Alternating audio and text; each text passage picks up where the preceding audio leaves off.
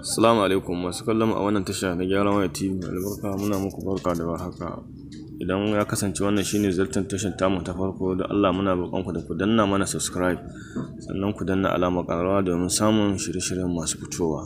Mun gode.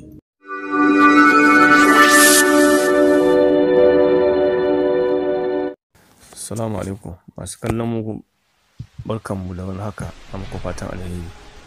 A yau darasinmu na yau zan nuna muku yadda za ku canja shekarunku na haihuwa, watan date of birth a cikin Facebook ɗinku. Wanda cewa wani lokaci mutum yana da ra'ayi zai iya canja shekarunsa, ya rage ko ya ƙara.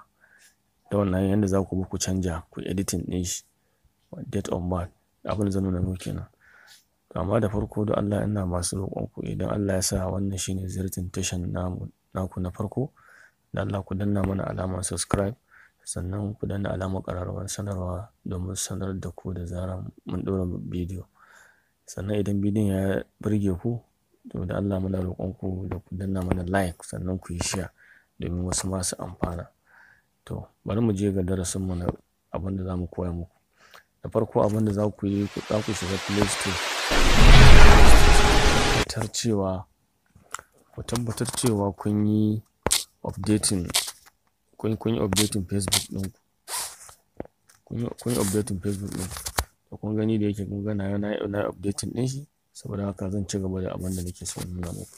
Abin da za ku yi in kun yi updating, sai ku dawo ku shiga Facebook ɗinku misali, sai ku buɗe. Ku tabbatar cewa kun yi updating ɗin shi. To kun gani?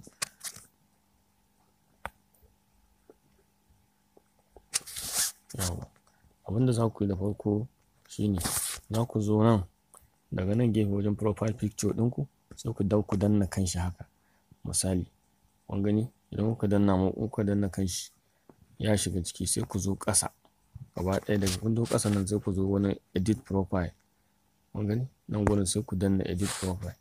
Idan kuka danna kun ga ya fito muku da wannan ɗin.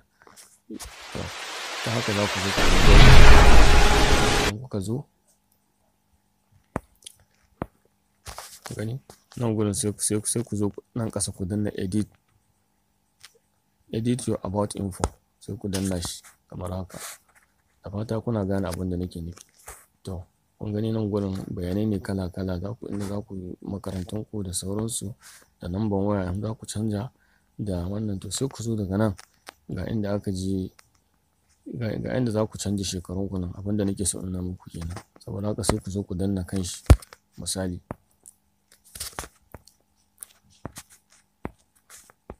Misali za ku zo ku danna edit a nan. Kun gani? Idan kuka danna edit misali kamar haka, to kun gani bayan kun danna edit, kun ga gashi nan gurin sai ku zo ku danna. Za ku iya canja. Kun ga wannan a da ga yanda yake misali nake muku, gashi na mai da shi February. Nan gurin kuma na mai da shi, na canja shi. Kun gani ko? To daga nan kuma za ku zo ku tiki wani I confirm that I am 22 years old. Sai kun tabbatar da sai ku zo ku danna ku tikin a kan shi. Kun gani? Sannan misali idan kuna buƙatar kuma ku ɓoye shi, wannan kuma zaɓin ku ne. Za ku zo ku wannan ɗin. To abin da za ku yi da ƙarshe dai sai ku gangaro ku zo ƙasa nan gurin. Kun ga inda aka danna save, sai ku danna save a kan shi a haka. Kun gani gashi nan. Za ku danna save. Shikenan. Kun ga ya saving. Kun ga ya saving. Yanzu ku riga kun canja profile, kun canja date of birth ɗinku na Facebook ɗinku kenan. Ta wannan hanyar za ku canja date of birth ɗinku a Facebook. To abin da nake so in nuna muku kenan.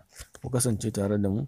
Idan Allah ya sa kuma wannan shine ziyartar tashar mu na farko, da Allah ku danna mana subscribe, sannan ku yi like, sannan ku danna ƙararrawar sanarwa domin samun duk wani bidiyo da mun ɗora. Ku yi mana share.